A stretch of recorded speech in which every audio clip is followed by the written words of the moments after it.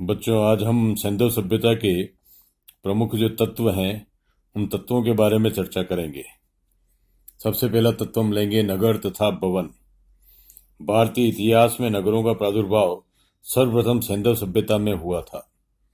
नगर एक ऐसा विशाल जनसमूह होता है जिसकी जीविका प्रधानतः उद्योग धंधों तथा व्यापार वाणिज्य पर निर्भर करती है। व्यावसायिक उत्पादनों के विनिमय द्वारा उसे ग्रामों से खाद्यान्न प्राप्त होता है। हड़प्पा सभ्यता के नगरों की खुदाई पर विशेष ध्यान दिया गया है। प्रमुख नगर जिनकी खुदाई की गई है वे हैं हड़प्पा, मोहनजोदड़ो, चन्नूदड़ो, लोथल, कालीबंगा, बनावली तथा धोलावीरा। इन्हीं के आधार पर इस सभ्यता के नगर नियोजन तथा भवन विन्यास की जानकारी प्राप्त की जा सकती है। इनमें भी खेतीज उत्खनन केवल मोहनजोदड़ो का ही हुआ है। किसी भी सभ्यता के उसके विकास की जानकारी उसके नगरों के द्वारा ही प्राप्त की जा सकती है। इसी कारण से सिंधु सभ्यता को नगरीय सभ्यता के नाम से पुकारा गया था, क्योंकि एक समुन्नत अवस्था सभ्यता की हमें इस काल में देखने को मिलती है। पहला जो मुख्य स्थल है हड़प्पा तथा मोहनजोदड़ो।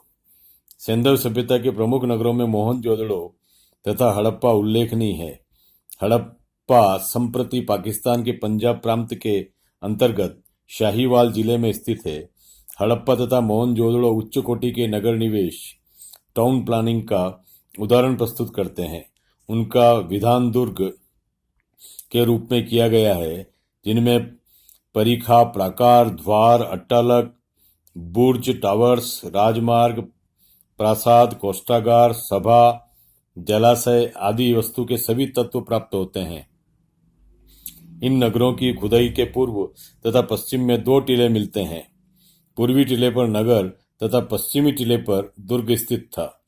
नगर के दुर्ग ऊंची और चौड़ी प्राचीरों, सुरक्षा भित्ति से घिरे हुए थे। प्राचीरों में बुर्ज तथा मुख्य दिशाओं में द्वार, जिन्हें गोपुरम कहा जाता था, बनाए गए हुए थे। सिंधु पुरों की पहचान ऋग्वेद में वर्णित असुरों के पुरों से स्थापित की है। इनका निर्माण एक सुनिश्चित योजना के आधार पर हुआ था।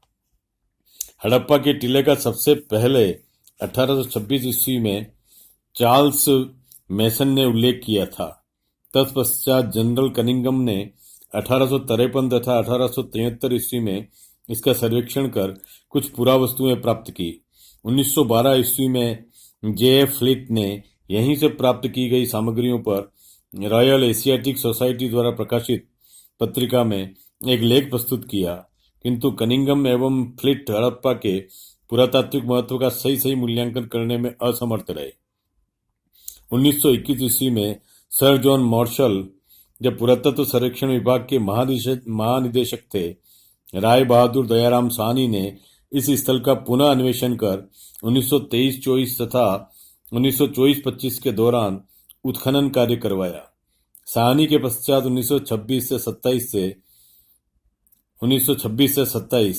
और 1933 से 34 ईस्वी तक माधव स्वरूप वत्स के निर्देशन में हड़प्पा में खुदाइयां की गई थी। 1946 ईस्वी में सर मॉन्टिमर व्हीलर के निर्देशन में उत्खनन कार्य करके पुरातात्विक महत्व की अनेक वस्तुएं प्राप्त की गई। हड़प्पा की खुदाई से पता चलता है कि यह नगर लगभग 5 किलोमीटर की परिधि में स्थित था। हड़प्पा के अवशेषों में दुर्ग, रक्षा प्राचीर, निवास गृह, चबूतरे तथा अन्नागार महत्वपूर्ण है। नगर की रक्षा के लिए पश्चिम की ओर एक दुर्ग का निर्माण किया गया था। यह उत्तर से दक्षिण की ओर 415 मीटर लंबा तथा पूर्व से पश्चिम की ओर 195 मीटर चौड़ा है। जिस टीले पर यह दुर्ग बना है उसे व्हीलर ने माउंट एबी की संज्ञा प्रदान की है। दुर्ग के चारों ओर एक सुरक्षा दीवार बनी थी जो अपने आधार पर 13.5 मीटर चौड़ी थी। इसमें स्थान स्थान पर द्वार तथा उसके समीप रक्षक गृह बने हुए थे। हड़प्पा में मोहनजोदड़ो के समान विशाल भवनों के अवशेष नहीं मिलते। दुर्ग के उत्तर में स्थित है 6.1 मीटर ऊंचे एक टीले माउंट एफ की खुदाई से भवनों के अवशेष मिले हैं। इनकी दो भिन्न पंक्तियां हैं। उत्तरी पंक्ति में 7 तथा दक्षिणी पंक्ति में 8 गुहों के अवशेष हैं। प्रत्येक का आकार 17 इंटू 7.5 मीटर है। प्रत्येक ग्रह में कमरे तथा आंगन होते थे। इनमें मोहनजोदड़ो के ग्रहों की भांति कुएं नहीं मिलते। घरों के आकार प्रकार से स्पष्ट है कि ये श्रमिक वर्ग के आवास रहे होंगे। घरों के उत्तर की दिशा में 18 गोल चबूतरे बने हैं, जिनके बीच में एक बड़ा छेद है जिनमें लकड़ी की औंखली लगी थी। इनमें लोग मूसलों से अनाज कुटाई करते थे। यहाँ से जौ के दाने, जले गेहूं तथा भूसी भी प्राप्त हुई है। चबूतरों के उत्तर में अन्नागारों की 2 पंक्तियां मिली है। प्रत्येक में 6 अन्नागार हैं। प्रत्येक 15.24 इंटू 6.10 मीटर के आकार का है। सभी के दरवाजे उत्तर दिशा में नदी की ओर थे। इनसे जलमार्ग द्वारा विभिन्न स्थानों में आसानी से अन्न भेजा जा सकता था। अतः यह सिद्ध होता है कि जल मार्गों के द्वारा उस समय व्यापार किया जाता था। मोहनजोदड़ो, जिसका सिंधी भाषा में अर्थ मृतकों का टीला होता है, की खोज सर्वप्रथम 1922 ईस्वी में राखालदास बनर्जी ने करके उसके पुरातात्विक महत्व की ओर विद्वानों का ध्यान आकर्षित किया था। 1922 से 1930 ईस्वी तक सर जॉन मार्शल के निर्देशन में यहाँ उत्खनन कार्य करवाया गया। हड़प्पा के समान मोहनजोदड़ो में भी नगर के पश्चिमी भाग में एक दुर्ग का निर्माण किया गया था। यहाँ के अवशेष हड़प्पा के अवशेषों की अपेक्षा अधिक सुरक्षित दशा में हैं। इनका विवरण इस प्रकार है। वृहत स्नानागार। यह मोहनजोदड़ो का सर्वाधिक उल्लेखनीय स्मारक है, जो उत्तर से दक्षिण तक 180 लगभग 54.86 मीटर तथा पूर्व से पश्चिम तक की 108 लगभग 33 मीटर है। इसके केंद्रीय खुले प्रांगण के बीच जलकुंड या जलाशय बना है। यह 39 फुट अर्थात 11.89 मीटर लंबा तथा 23 फुट 7.1 मीटर चौड़ा तथा 8 फुट 2.44 मीटर गहरा है। इसमें उतरने के लिए उत्तर तथा दक्षिण की ओर सीढ़ियां बनी हैं। जलाशय की फर्श पक्की ईंटों की बनी है।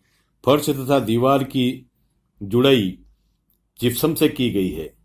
बाहरी दीवार पर बिटुमेन का 1 इंच मोटा 2.54 सेंटीमीटर का प्लस्तर किया गया है। जिप्सम तथा बिटुमेन जलाशय को सुदृढ़ बनाते हैं। विशाल स्नानागार भवन के दक्षिण पश्चिम की छोर पर एक नाली थी, जिसके द्वारा पानी निकलता था। जलाशय के 3 और बरामदे और उनके पीछे कई कमरे तथा गैलरियां थी। इन्हीं में से एक कमरे में ईंटों की दोहरी पंक्ति से बनाया गया कुआं था, जिससे स्नानागार के पानी भरा जाता था। प्रत्येक कमरे में ईंटों की बनी सीढ़ी मिलती है, जिसके अनुसार एक अनुमान किया जाता है कि इनके ऊपर दूसरी मंजिल भी रही होगी। मैके का अनुमान है कि इसमें पुजारी रहते होंगे, जो ऊपरी कक्ष में पूजा पाठ करते रहे होंगे तथा नीचे के कमरों में स्नान करने उतरते थे। वृहत स्नानागार के उत्तर में छोटे स्नानागार बने हैं। संभवतः वृहत स्नानागार सामान्य जनता के लिए था तथा इसका उपयोग धार्मिक समारोह के अवसर पर किया जाता था। इससे सूचित होता है कि सैंधव सभ्यता में धार्मिक कार्यों के लिए तथा शरीर संस्कार के लिए स्वच्छता का अत्यंत ऊंचा आदर्श स्थापित था। जैसे कि आजकल के स्विमिंग पूल हुआ करते हैं, तो मेरा ये मानना है कि ये जो मॉडर्न कंसेप्ट है, जिसको कि प्रायः माना जाता है कि पाश्चात्य से स्विमिंग पूल का जो एक मान्यता आई है, लेकिन यदि हम सैंधव सभ्यता के ये प्रमाण देखें तो हमें स्पष्ट हो जाता है कि उस समय की जो ये भारतीय सभ्यता थी, सैंधव सभ्यता, ये कितनी उन्नत नगरीय अवस्था में थी कि आज जिसे हम आधुनिकता का पर्याय मानते हैं, वे सारी चीजें, वे सारे मनुष्य के कार्यकलाप हमें इस सभ्यता में देखने को मिल जाता है। साथ ही स्वच्छता के प्रति जो एक मानवीय दृष्टिकोण आज हम 21वीं शताब्दी में देख रहे हैं, वो स्वच्छता का जो कंसेप्ट है, वो कंसेप्ट हमारा इस सभ्यता का, हमारे इस सभ्यता के उषा काल का मूल रहा है। हम प्रारंभ से ही स्वच्छता के प्रति, हमारी पीढ़ियां जो हैं, हमारे पूर्वज जो हैं, स्वच्छता के प्रति कितने संवेदनशील थे, उसका एक उदाहरण हमारे सामने है। मार्शल ने इसे तत्कालीन विश्व का एक आश्चर्यजनक निर्माण बताया है। डॉक्टर डी कौशाम्बी वृहत स्नानागार की तुलना कालांतर के संस्कृत ग्रंथों में अनेकशः वर्णित पुष्कर अथवा कमलताल से करते हैं, जो धार्मिक संस्कार से संबंधित स्नान तथा शुद्धिकरण के अलावा राजाओं और पुरोहितों के अभिषेक के लिए आवश्यक माने जाते थे। अन्नागार स्नानागार के पश्चिम में 1.52 मीटर ऊंचे चबूतरे पर निर्मित एक भवन मिला है, जो पूर्व से पश्चिम में 45.72 मीटर लंबा तथा उत्तर से दक्षिण में 22.86 मीटर चौड़ा है। इसका ऊपरी ढांचा तो शायद बांस का बना था, अब नष्ट हो गया है। इसे व्हीलर ने अन्नागार बताया है। इसमें ईंटों के बने हुए विभिन्न आकार प्रकार के 27 प्रकोष्ठ मिले हैं। अन्नागार में हवा जाने के लिए स्थान बनाए गए थे।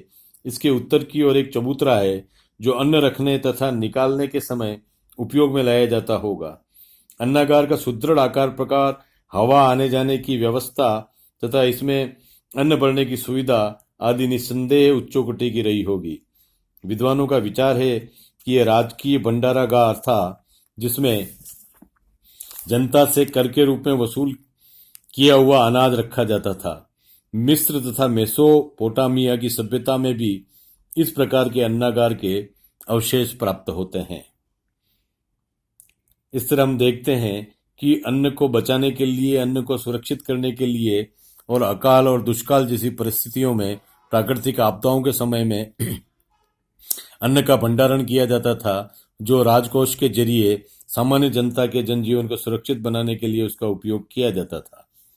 पुरोहित आवास वृहत स्नानागार के उत्तर पूर्व में 70.1 इंटू 23.77 मीटर के आकार के एक विशाल भवन के अवशेष मिलते हैं।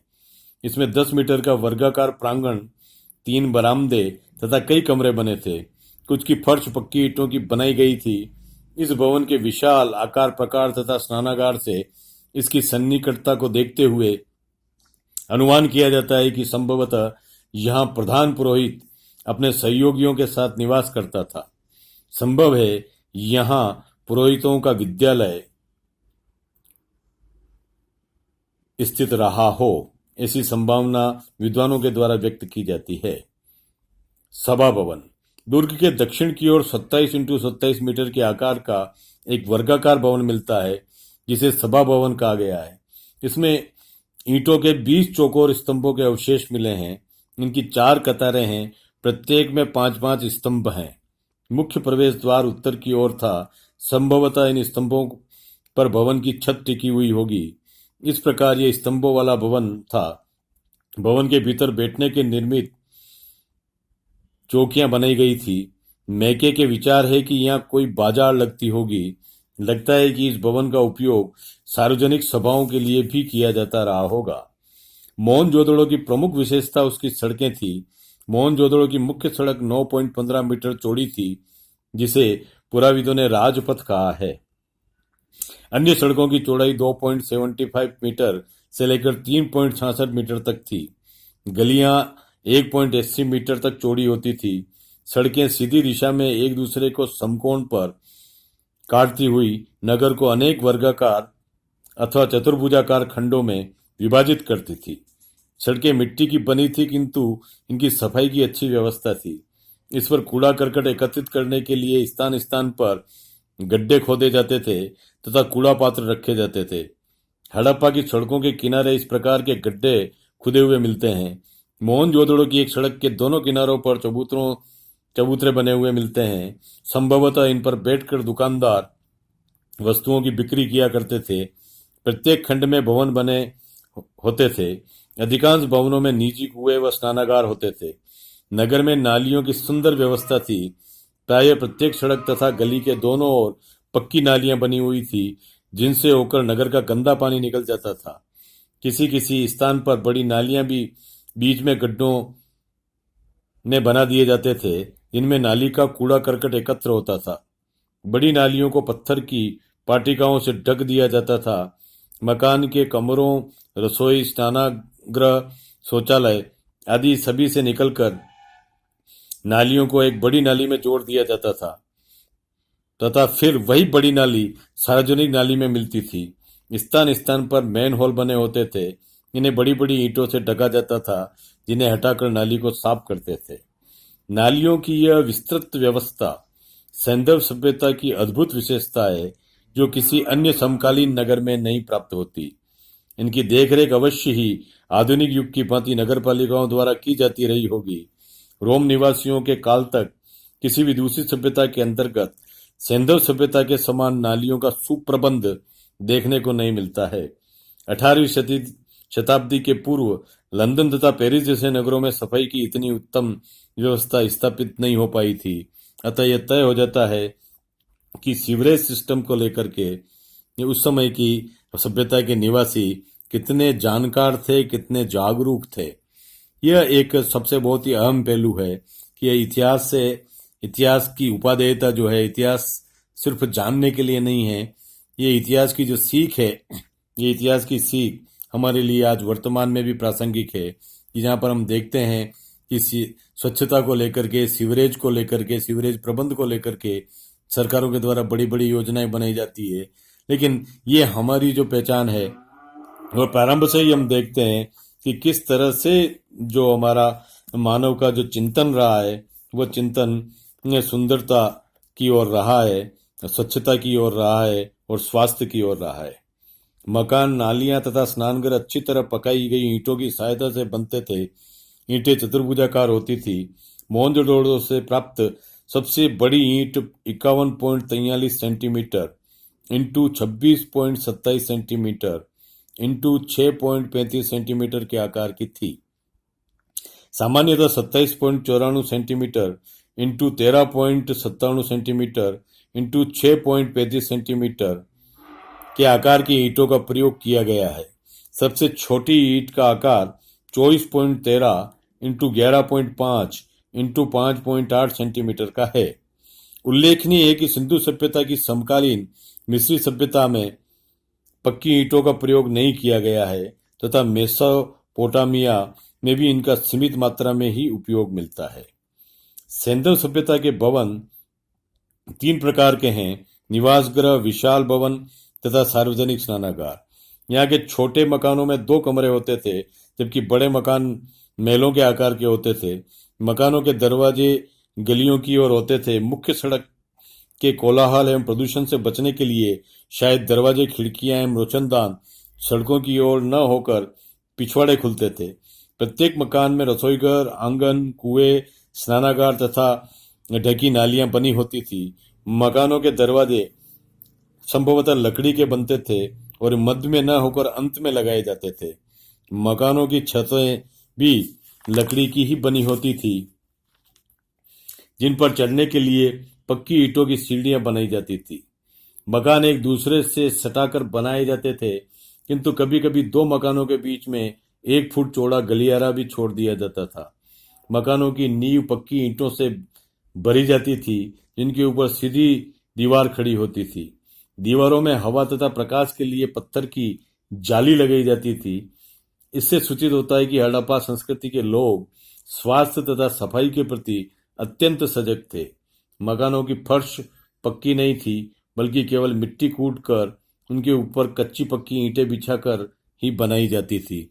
इस तरह हम देखते हैं कि उस समय का जो ये विन्यास है, ये विन्यास हमें आज भी प्रेरणा देता है। आगे की जानकारी हम अगले वीडियो में लेंगे।